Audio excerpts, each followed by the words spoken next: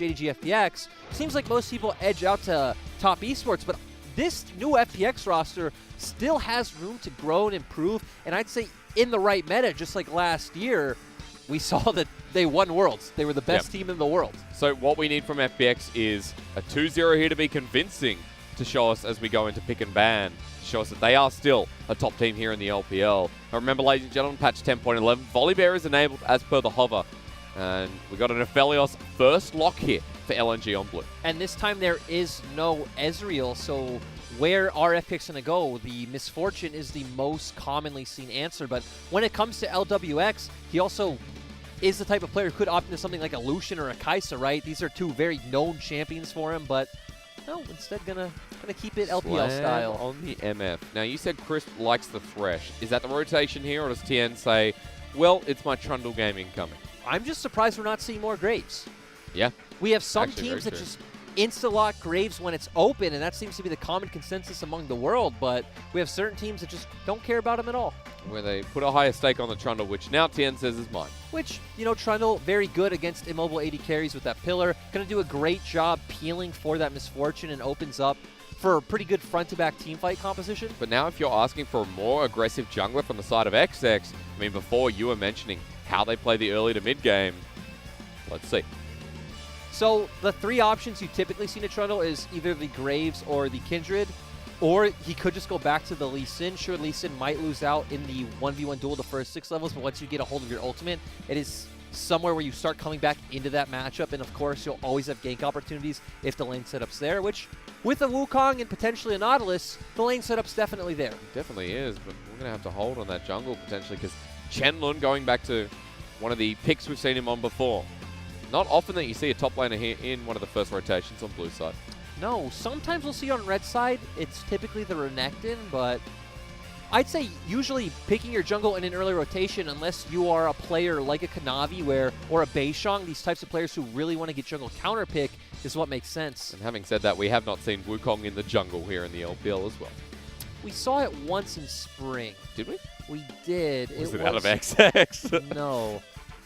This is going to bother me now. But we did see it. We saw it in jungle, for sure. I'll find out for you. I casted that day, but...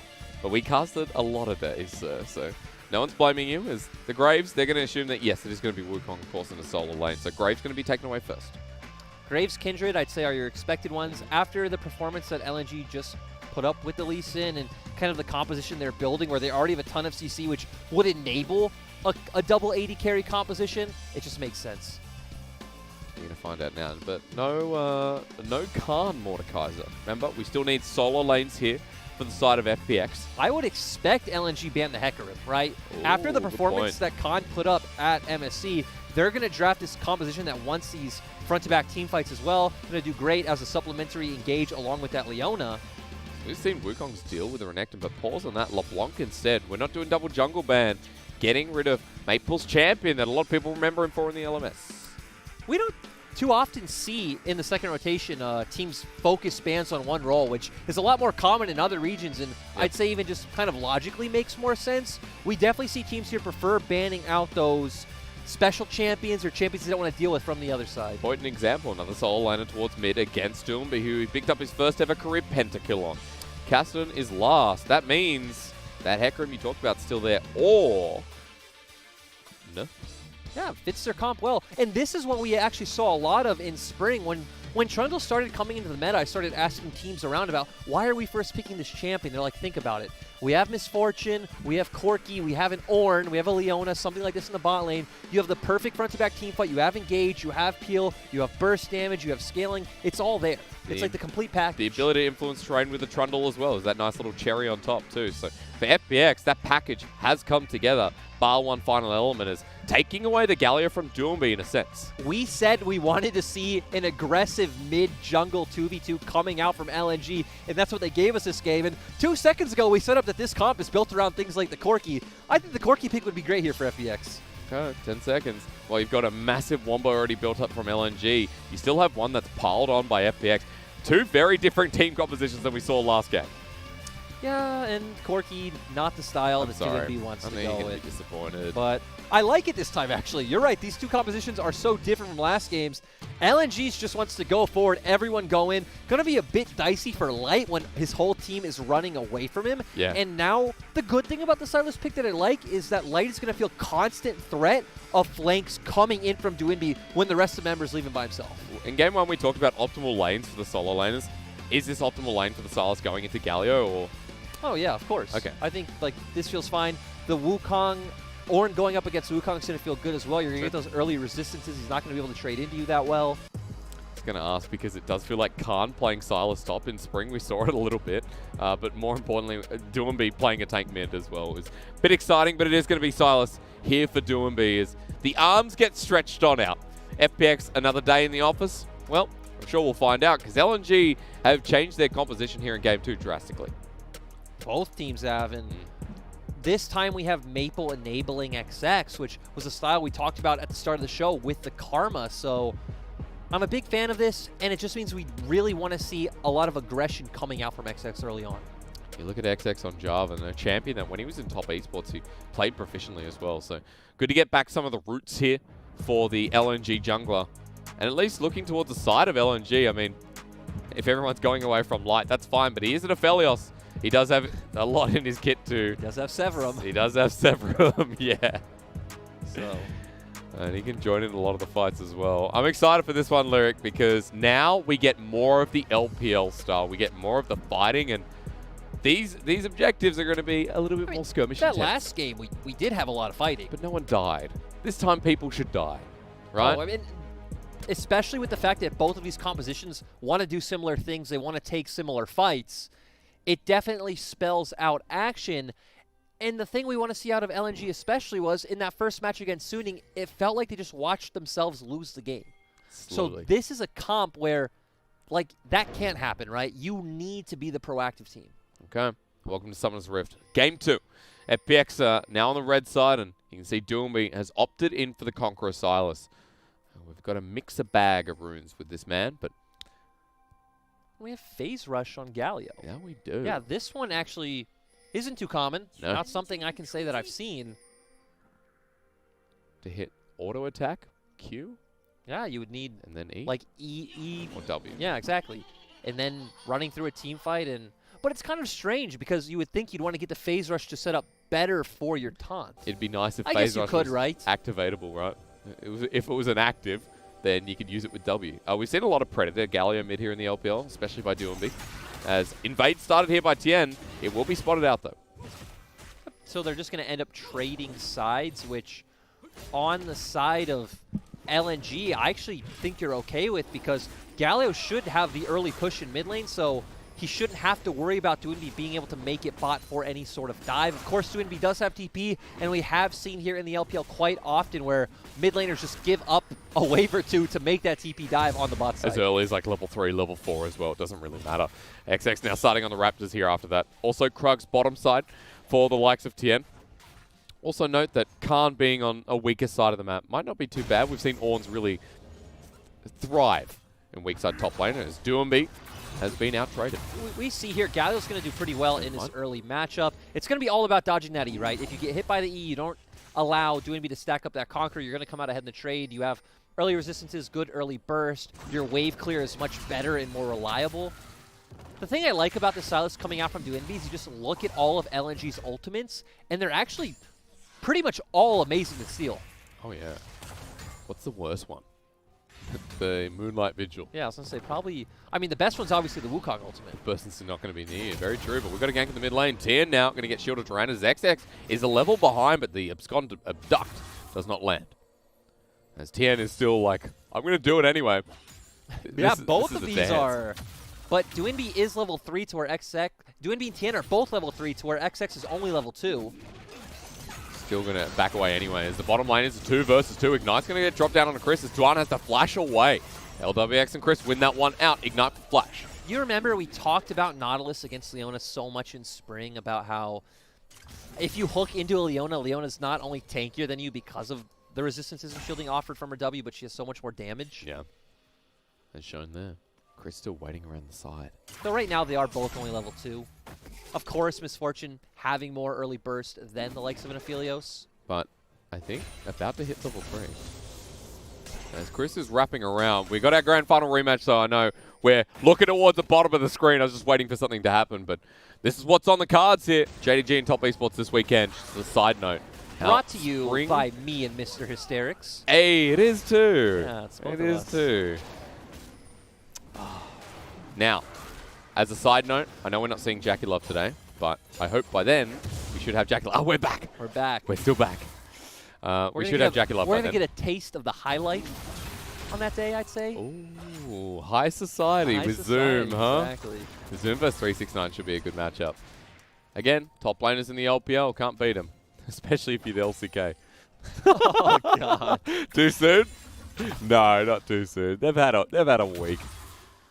LCK comes back next week. They can say something rude about us. As TP is going to be burnt here. Doinb burnt his before while we're talking about that grand final rematch. Yeah, he's not going to allow for Doinb to hold that wave and make him miss out on any CS. Going to TP, try to get that push. And on the side of LNG, it is all about that level 6 point, right?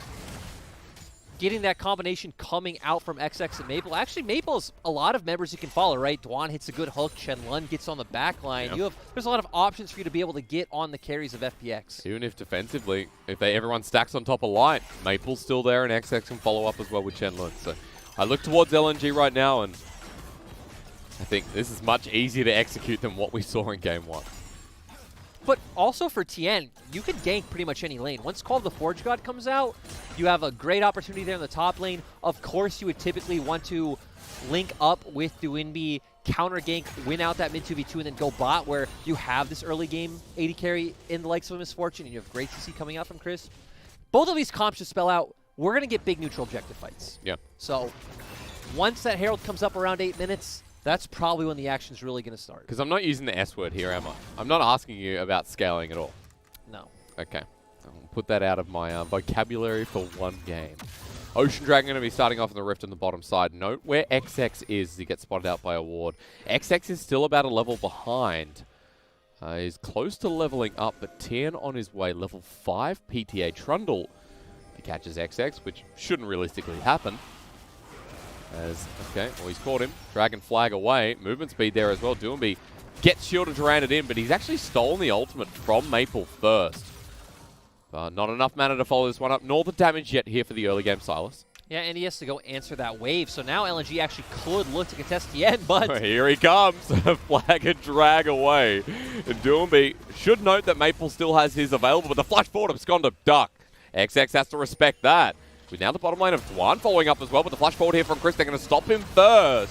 And now with the real Galio coming through, Tian is in a lot of trouble. Gets first blooded by Light. As on top of LWX he goes, it is a trade, but one more hit needed as Maple flashes forward for the Justice Punch. A messy scrap in the bottom lane. Netting out a win for LNG as Doinb gets Wind of War. Maple gets a triple kill, and LNG say this game could be ours. That ult was just absolutely beautiful coming out from Maple. He got a 4-man knockup. Everyone on the side of FPX going up, and being able to come out ahead. Light was just left uninterrupted, able to deal damage as he pleased. And earlier you said we weren't going to talk about the scaling word, but when it comes to LNG's comp, the fact that we've seen what this Aphelios can do so many times just does make me feel confident for them. But just keep your eyes here on Maple. Everyone with Doinb, oh no, actually I was wrong. Doinb doesn't get knocked up, but still not able to do anything. Doinb's mana bar very low, and Light just dealing such good DPS. Maple flashing in, and then XX coming in with the flag and drag, knocking Doinb up, giving Light even more safety. Super well played by Maple. And now he's almost got a proto belt at 7 minutes into the game. And think about it. That fight started with XX a level down. I thought it was very dicey for LNG to look for that fight, while XX was only level 4 compared to Tian's level 5. I mean, we saw him burn his flash as well, too.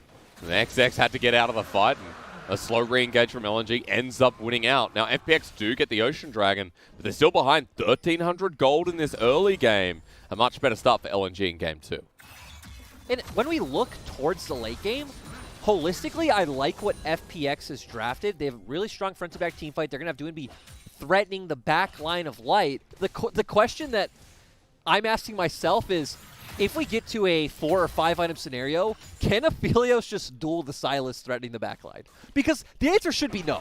Like, but you know it's FPX's comp, I think, does outscale. It should win out these late game team fights. But if Doinb comes for a flank and Aphelios wins out, I mean, then he's just going to destroy the rest of FPX's front line and just win. Best scaling in the game, as far as I'm concerned. Is we might give Light some kills here. It's 2 versus 3, but the bullet time, even though it's interrupted, does enough damage. Chris picks up the kill. A 1-for-1 trade with LWX doing a bit of damage.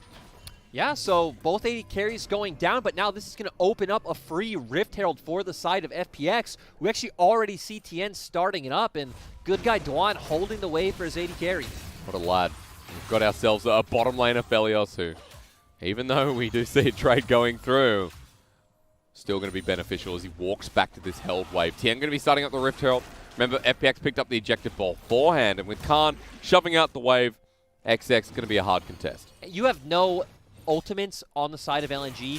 Their comp is completely ult-reliant, especially with the Jarvan and the Galio, so we're not going to see fights unless those are up.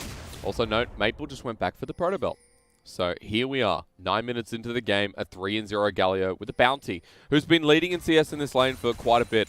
Going to be receiving that wave that Doinb just pushed out. Also note that if we're talking about another fight over the next objective, which is the Dragon in 3 minutes, Maple will have Flash, have the teleport, have that ulti, and probably be towards 10 or 11. And right now is going to be one of their windows to make a play.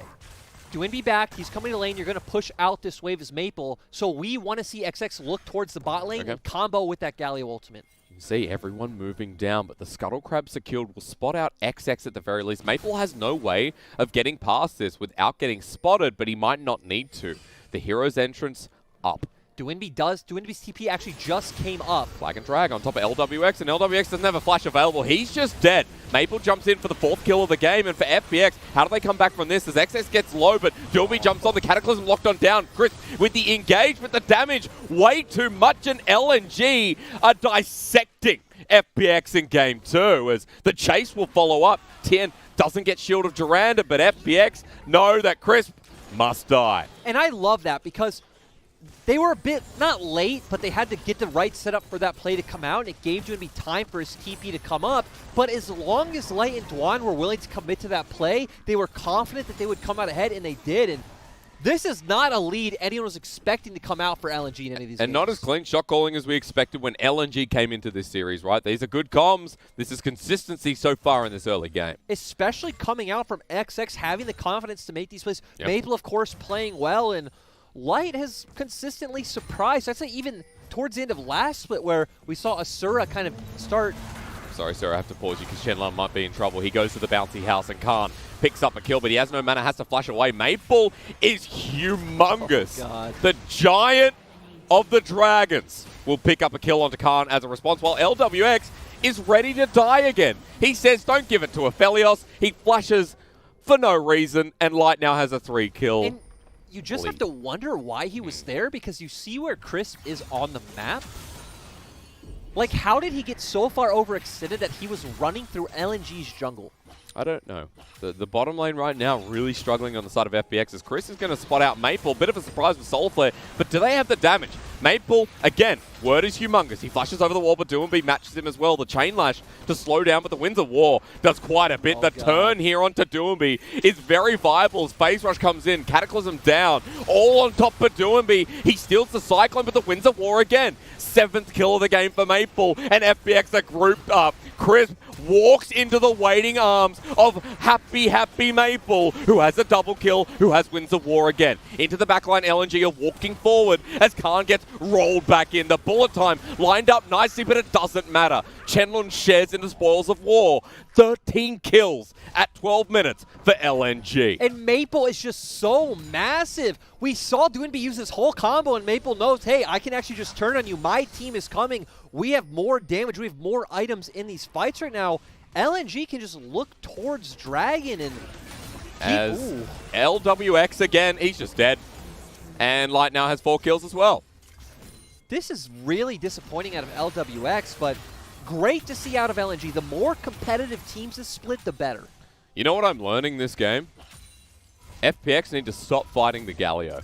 Stop walking towards the Galio. 5k gold lead here for LNG. Cloud Dragon up. This is theirs. And think about it. The past 5 minutes, a lot of these fights have been pushed by FPX, right? We saw the great play in the bot lane come out from LNG, a nice proactive play, but almost everything else has been FPX running into LNG, thinking they're making mistakes, running into a place where they have no vision, and then just constantly getting collapsed on. I know this is very early, but remember what happened at the start of Spring Split? Before we went to that break due to COVID, FPX had a horrible week 1. It was with Khan.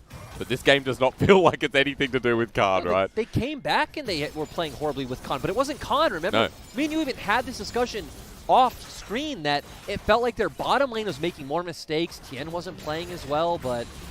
Okay. Well, we've got Cataclysm here in the mid lane. Flash away. Duan is going to get followed up with him. It's got a duck. Good solar flare. FPX will find this pick onto the Nautilus. LNG sticking around for a bit too long. Let's also remember that FPX does have great scaling. Sylas a lot more of a late game champion. Trundle as well, going to be able to steal the resistances from, you know, any member of LNG. But Aphelios.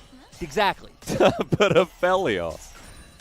That's what's always so frustrating about when we talk about scaling in these comps, where it's like, you just look at the things that Aphelios can make happen just by himself, and it just skews the argument so much. All you have to do is make sure if he has Severum and Crescendum, or Crescendum, however you want to say it. It's Crescendum. Is I it? mean, for those of us who... speak the English language. Yeah, okay. If he has Severum and Crescendum, the dude wins. And he's got that right now, by the way. All he has to do is press Q on that Severum and then attack LWX. 2-level lead for the 80 carry. I also like how we once again have a graphic saying JDG versus Top Esports. Hey, did we? Yeah, it just changed, actually. Oh, damn, I missed it. Upcoming match for Rogue Warriors and TES. But this series looks like we're going to a Game 3, so... Do you just read everything that's on the screen? Hey, if it comes on the screen, I feel like it's meant to be said. Patch 10.11 as well. Exactly. LPL Summer. It is LPL Summer. It is 2020. Who knew? On my notes, I was writing 2019 for a while. We? Yeah. You're living in the past, man. Quite literally. LNG. Hey, here comes Herald number 2. Yes. Yes, there is. All right. Lyric, what can you tell me about this game of League of Legends from here on out? One good thing for FPX going into the later stages of the game is, okay, maybe not anymore because Maple is 8-0 on this Galio, but Sylas should win out in the side lane in a 1v1, so that is at least a place where you'll be able to constantly generate pressure from.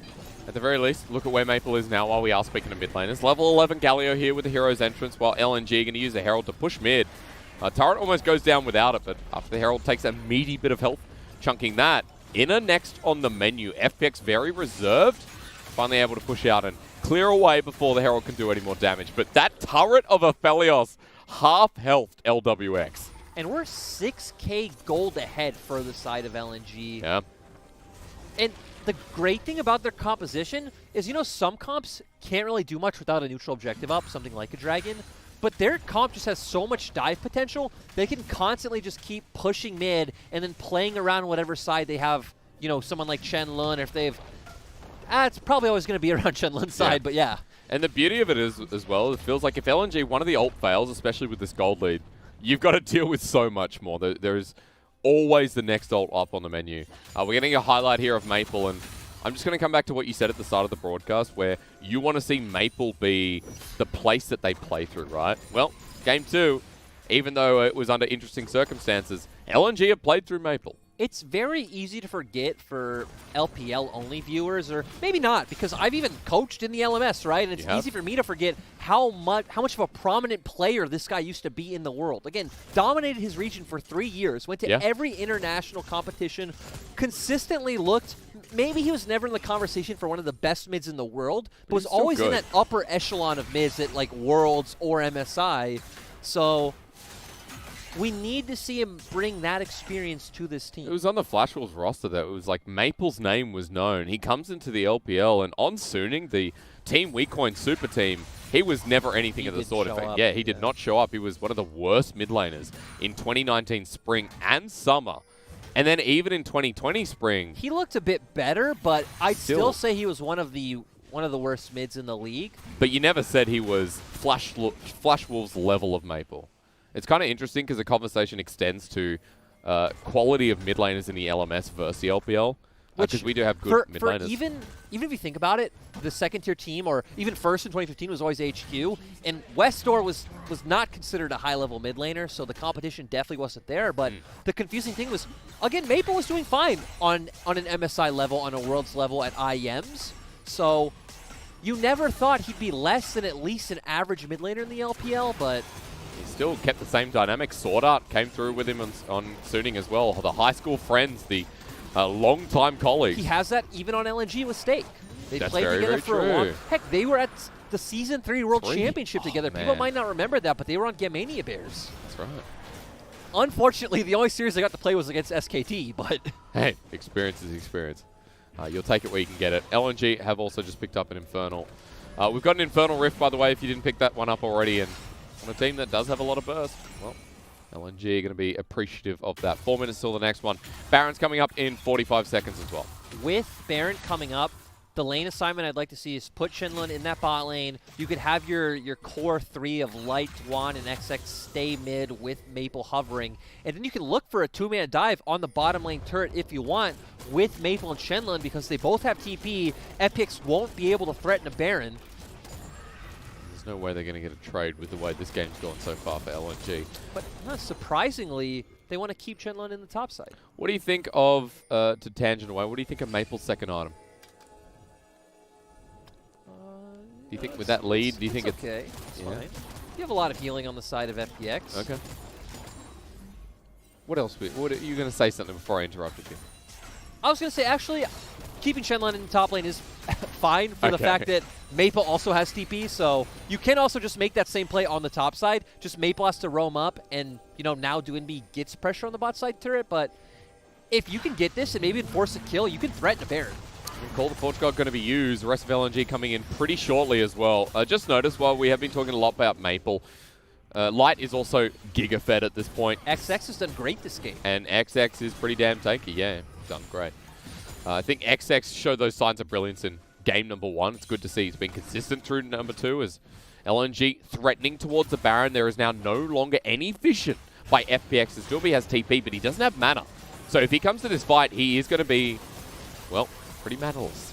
We don't want to see LNG force a 50-50. They have so many engage tools. We want to see Shenlong go in with the follow-up from Maple. We just need to make sure that Light can get in the fight as well. TP coming in. Doinb did reset to pick up the mana as, look, here's the engage from Duan onto Chris, who flashes away. It's a one-man ulti from the Aphelios as Shenlong goes on in, but no one is with him just yet. Remember for the Galio ulti as Doinb picks up the own Cyclone, but LNG are separated. Subjugate used by Tian as well, but LNG are pushing forward as Cataclysm will find its Mark II with the bullet time on top. The hero's entrance is defensive, but they're still onto Chris. They still have the damage, and Light is throwing out some shurikens of his own. One pick here for LNG. FPX kite back. A bit messy with LNG posturing to both sides. They wanted to run forward, but also wanted to go up when they saw Shenlong go on to Doinb, but the thing I love about how that fight ended was we keep seeing Light aggressively walking forward, and that's what you need to do, right? You're the big damage threat on this team. Maple is too because of how far ahead he is, but realistically, Light's the main carry in this composition, and you need to be willing to play on that knife's edge to win these fights. It's going to be even harder to kill him now. He's just picked up a Phantom Dancer as his 3rd item, and it seems like the Executioner's Calling will be coming shortly after that. As we pull down the scoreboard, you know what that means. We could be going to a replay as, oh no, what's happening? We are watching Ornn farm. Very fun. And again, Ornn's auto attack animation sound is really nice. So Satisfying. I don't mind it. Do you prefer that or Maokai? Because you have a thing for Maokai auto attacks. We're not having this conversation once again, Why but not? Let's. Do you prefer Ornn or Maokai? Ornn's the right answer. I can't decide. Okay. Sometimes in life you got to make split-second decisions, all right? As LNG, are you ready to do the Baron again? I really like this play with them. Just go straight on the Baron, make Khan blow his TP, go back to the same setup.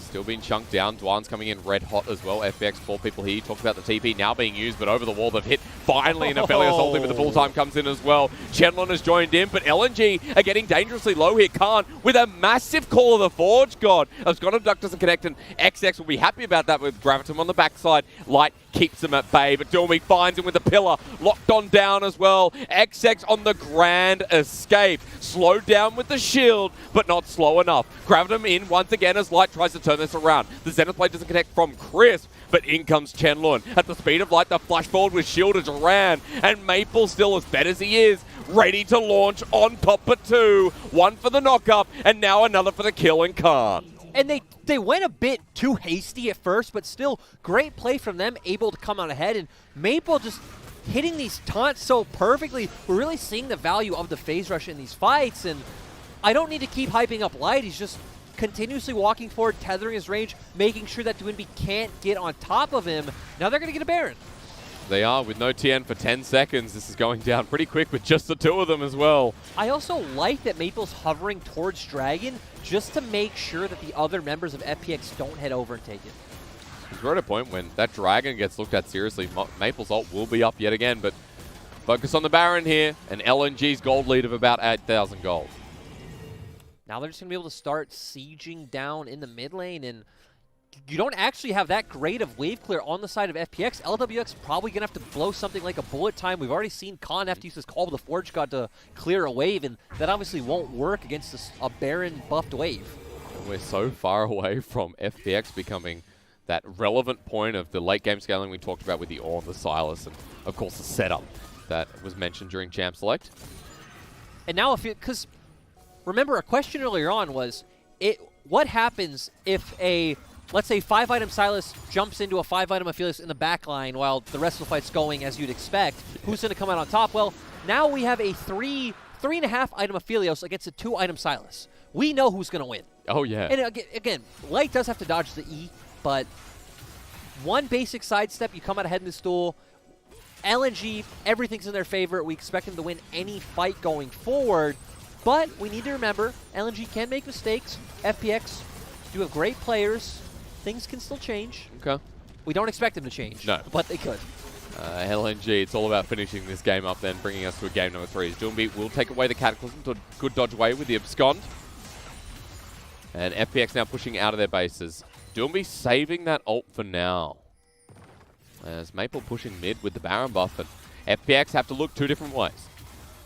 And it's really hard because even if you all in on Maple, he has the taunt, he has the Zani's Hourglass, he can just buy so much time for the rest of his members of his team. Well, I'm going to start the engage here, though, in front of turret. Khan's still tanky enough as Call the Forge God comes through. The bullet time lands onto the support, the flash away. They've found Light, and again, you talked about this Aphelios, but now he kites his way back as the AoE starting to fly. Watch Light in the back line. No one near him anymore, and that's going to be game because Maple has found his way in now to the front lines as well. LNG, no mistakes here, Lyric. And I'm so happy to see, we saw after game 1, they were still so talkative and they weren't down in spirit, and that leads them to picking up the second game.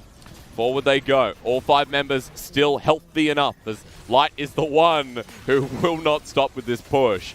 Baron buff pushing the minions in as Duan finds another engage onto Khan. He can't get the knockup with the Searing Charge. They're onto the back line on LWX. He will get a kill as a response, but he's lost his tank. At least they got Maple, though, so I guess the game's not over now. Yeah, they actually are able to hold out. You would expect with the amount of engage and level of tankiness on their members, they would have just been able to go for the dive, but good play coming out from FPX to hold out long enough, and we see a TP going into the top side. Okay, well, the wave was pushed there and not responded to by LNG.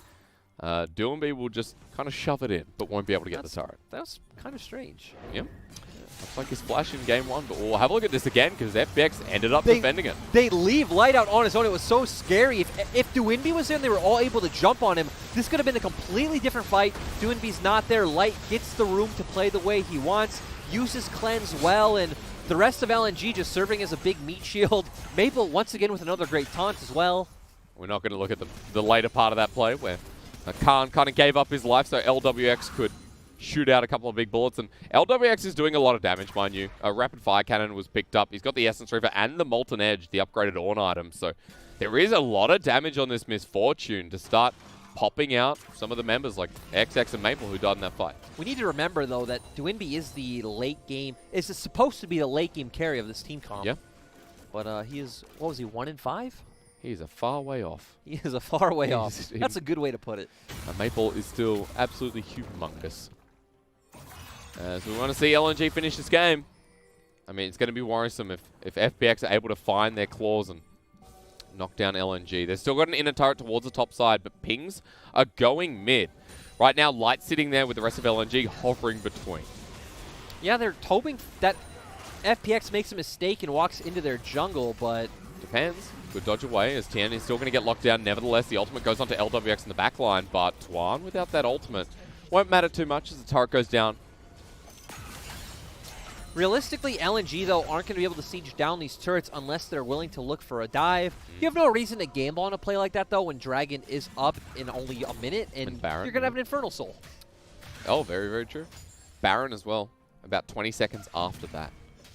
And the way Light has been pumping out damage, that Dragon's going to go down so quick where LNG can transition up and threaten the other objective.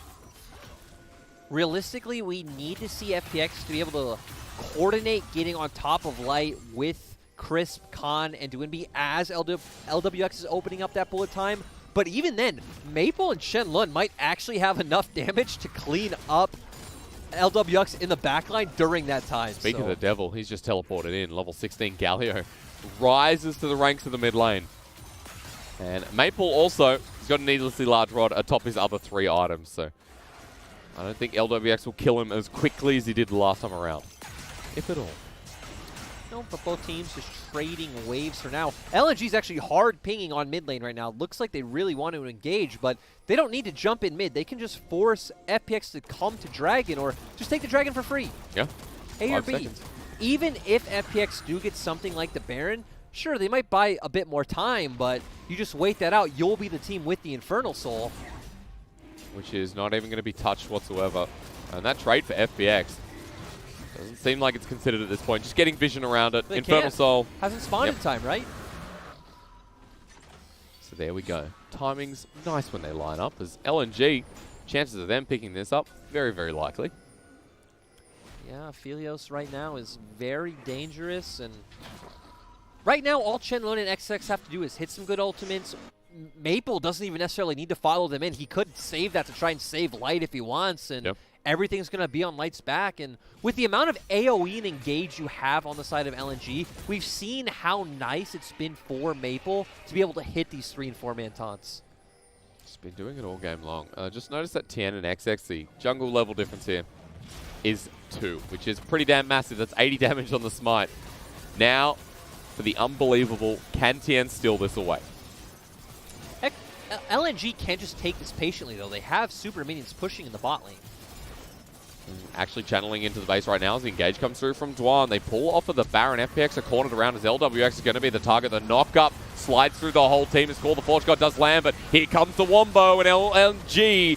All they need to do is lock down with a taunt. In the backline, Maple gets his mark yet again, and there are some trade-offs here, but Light still lives. Khan left as a remnant of FPX, and this one's going to game 3. I'm going to be honest, getting excited about that teamfight win is pretty hard with how far ahead LNG are, but the thing I can get excited about is an LNG win. Yeah, that's right. One that you wouldn't expect against a team like FPX.